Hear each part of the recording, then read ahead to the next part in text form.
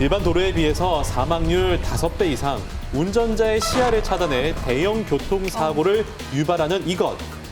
바로 안개인데요.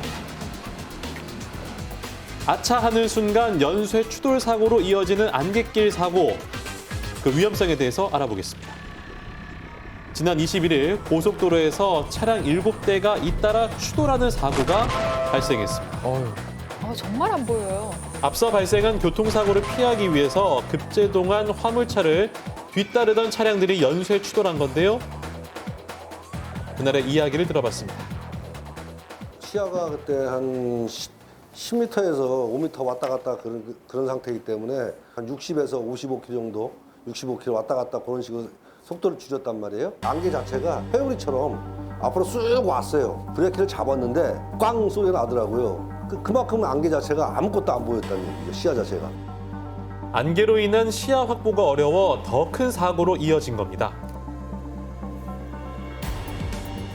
가장 먼저 소식을 접한 견인차 기사 또한 당시 상황을 또렷이 기억한다는데요.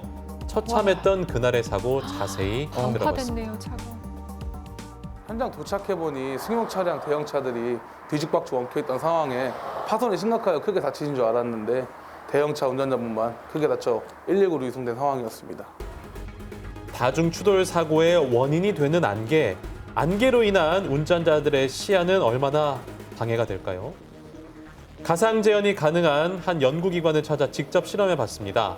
인위적으로 안개를 발생시켜 실제와 흡사하게 한 다음 실험을 진행했습니다. 짙은 안개 때문인지 시야 확보가 어려운 상황인데요. 그때 안개 사이로 희미하게 후미등이 보입니다. 희미하게. 잘 안 보여요. 두 차량의 거리는 불과 10m였습니다. 실제 상황이었다면 정말 아찔했겠죠. 네. 자, 하지만 후미등과 비상등을 같이 켜면 두 차량의 안전거리가 약 30m 정도 확보됨을 확인할 수 있었습니다. 이처럼 안갯길 주행 시 안전거리 확보를 위해서 운전자는 어떤 자세를 취해야 될까요? 앞에 안개가 많이 꼈어요? 안 보이면 내가 속도를 줄여야죠. 뒷차한테 나 속도 줄일 거예요 알리기 위해서 비상등을 켜주는 겁니다. 앞차가 비상등, 뒤차도 비상등, 비상등 릴레이. 감속하면서 비상등 릴레이. 그게 고속도로 안갯길 사고를 예방할 수 있는 첫 번째입니다. 비상등을 꼭 켜야겠네요. 하얀 암흑이라고 불리는 안갯길, 주행 시 비상등 전멸은 우리 모두의 안전을 위한 기본 의무입니다. 천천히 주행 중이던 제보자, 교차로에 진입하는 순간 갑자기 튀어나온 차와 충돌했습니다. 이렇게요. 순식간에 일어난 사고에 차량 인지조차 못했다는데요. 충돌 후 멈추지 않고 뒷차로 돌진까지 해버렸습니다. 그날 밤 무슨 일이 일어난 걸까요? 신호 없는 사거리에 브레이크 밟으면서 들어가고 있는데 갑자기 오른쪽에서 엄청 빠른 속도로 저를 치고 한 바퀴 회전해서 제 뒤에 있는 차를 치고 사고로 인해 극심한 후유증을 겪고 있는 제보자인데요. 사고 현장은 신호등 교차로고요. 이런 곳은 서행을 해야 됩니다. 자, 제보자는 가면서 브레이크를 잡아요. 도대체 이 차는 왜 이렇게 빠르게 달려온 건가요? 상대 측은 음주 상태였기 때문에 음주. 아하, 이 차 운전자가 음주운전했다고요? 그러면 그렇죠. 정상적으로 운전할 때 저렇게 빠르게 달릴 수가 없습니다. 신호등 없는 교차로에서는 첫째가 서행이죠. 그리고 좌우가 확인되지 않을 때는 일시 정지까지 해야 되는데요. 이번 사고 과실비는 어떻게 진행되고 있습니까? 상대방이 진입한 도로는 중앙선이 있고 제가 진입한 도로는 중앙선이 없어서 제가 60% 과실이 되었고 그리고 상대가 음주를 했기 때문에 제가 40% 과실로 경감되었습니다. 여기 중앙선이 보이네요. 상대는 우리는 중앙선이 있다. 그러니까 우리가 주도로다. 그런 주장을 하는 것 같은데요. 도로교통법에 주도로, 부도로의 개념은 없습니다. 어느 쪽 길이 더 넓으냐, 넓은 도로 우선의 원칙은 있는데요. 하지만 중앙선이 있다 해서 넓은 건 아니고요. 여기가 넓을까, 여기가 넓을까 비슷해 보이는데 재볼까? 그럴 때는 같은 넓이로 봅니다. 따라서 상대차에게 우선권이 있다는 것은 성립되지 않습니다. 한편 조금 전에 좀 멈췄더라면 혹시에 대비해서 잠깐 멈춰보니까 와 빠르게 오네. 그럼 그때 내가 멈췄더라면 사고가 안 났을 수도 있었죠. 그래서 그런 아쉬움에 보는 관점에 따라서 100대 0일 수도 있고요. 80대 20일 가능성도 있어 보입니다. 음주운전은 명백한 살인입니다. 한 잔은 괜찮겠지라는 생각 절대 용납할 수 없는 행위입니다.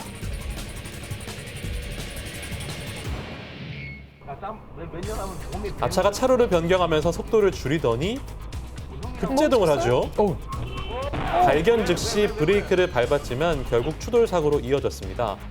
이 앞차 왜 이렇게 급제동을 했을까요? 저기 빠져나갔어야 됐나? 제보자는 1톤 트럭에 짐을 가득 싣고 고속도로 2차로를 진행 중이었습니다.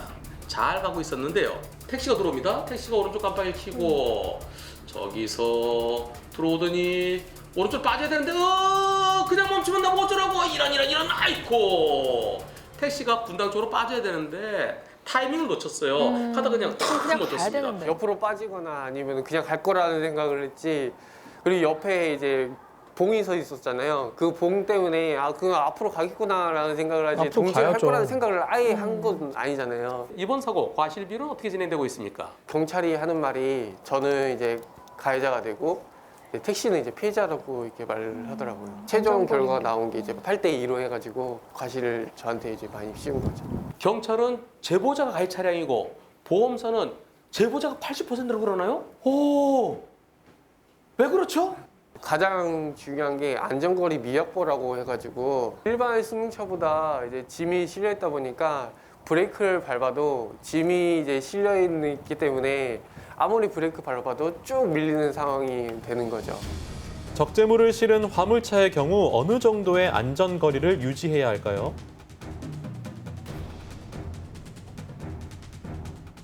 위험하다고 악셀 페달에서 발을 떼서 브레이크를 옮길 때까지가 있어요. 이걸 공주시간, 공주거리라고 하는데 이 공주거리까지 다 포함했을 때가 완전히 차가 정지되는 정지거리 개념이 되는 겁니다. 제한속도 100도로에서 제한속도는 시속 100km고요. 지금 현재 82km로 진행 중에 있었는데요. 여기서 가다가 하나, 둘, 셋, 꽝! 위험을 느끼고 멈출 때까지 60m가 채 안 됩니다. 물론 판사에 따라 저 택시가 깜빡이 들어올 때 브레이크 잡지 않냐 브레이크 저 나가다 못 나갈지 몰라 미리 조심하지 그러면서 제보자에게 일부 잘못 한 20% 정도 잘못이 있다고 하는지 모르겠습니다. 그러나 제보자로서는 도저히 예상도 못했고 피할 수도 없었던 사고이기에 100대 0이어야 옳겠습니다. 고속도로에서의 급제동, 대형 사고를 유발하는 행위임을 명심 또 명심하시길 바랍니다.